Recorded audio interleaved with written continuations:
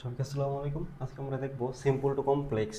যদি কোনো sentence in spite of থাকে তাহলে ওই সেন্টেন্সকে কীভাবে কমপ্লেক্সে রূপান্তর করতে হয়। প্রথমে সিম্পল সেন্টেন্সে যদি আমার ইন স্পাইট অফ থাকে তাহলে কমপ্লেক্স সেন্টেন্সে দো অথবা অল দো আনতে হয়।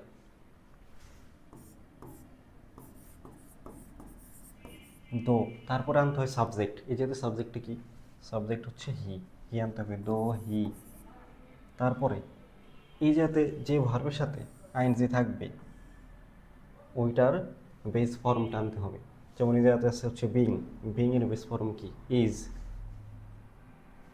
দো হি ইজ পোর, কমা, তারপরে বাকি অংশ যেমন আছে তেমনই, হি ইজ হ্যাপি।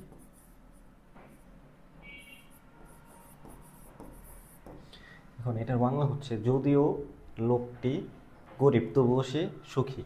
প্রথম সেন্টেন্সের বাংলা হচ্ছে ইন স্পাইট অফ বিং পুর হি ইজ হ্যাপি, মানে লোকটি গরিব হওয়া সত্ত্বেও সে হয় সুখী। দ্বিতীয়টা হচ্ছে যদিও সে গরিব তবুও সে সুখী।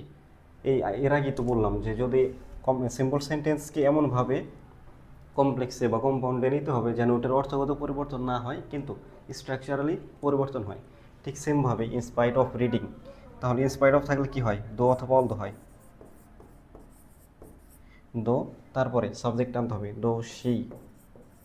এই যে ভার্বের সাথে আগের মতো যে ভার্বের সাথে আইনজে থাকবে ওইটার বেস ফর্ম আনতে হবে, though she read.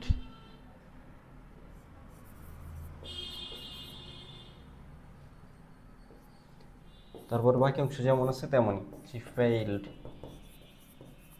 In the exam. এই যে এইভাবেই। এখন এটা হচ্ছে যদিও in spite of reading she failed in the exam, মানে সে পড়াশোনা করা সত্ত্বেও সে পরীক্ষায় ফেল করলো। আর নিচেরটার বাংলা হচ্ছে যদিও সে পড়েছিল তবুও সে ফেল করলো। এগুলার আপনি যতক্ষণ পর্যন্ত ইংলিশের মজা পাবেন না যতক্ষণ পর্যন্ত আপনি এই ইংলিশের বাংলা বুঝে বুঝে পড়া শুরু করবেন। এখন এইগুলো যদি কেউ বুঝে বুঝে পড়ে তাহলে সে নিজেই প্যারাগ্রাফ, লেটার, ইমেল সব কিছু বানিয়ে লিখতে পারবে। এগুলো খুব ইজি, জাস্ট মাথা ঠান্ডা করে কয়েকটা রুলস দেখতে হয়। এখন এই যাতে যদি রিডিং বা বিং এর পরিবর্তে যদি হ্যাভিং থাকতো, অনেক সময় দেখা যায় না যে in spite of having a lot of qualifications she did not get a job, তার অনেক যোগ্যতা থাকা সত্ত্বেও সে চাকরি পেল না, ভালো জব পেল না। হ্যাভিং থাকলে, রিডিং থাকলে, বিং থাকলে এগুলার মানে যে ভার্ব থাকবে ওটার ভার্বের বেস ফর্ম হয়। যাতে হি হ্যাভ হবে, যেহেতু সি আছে তো হ্যাজ হবে।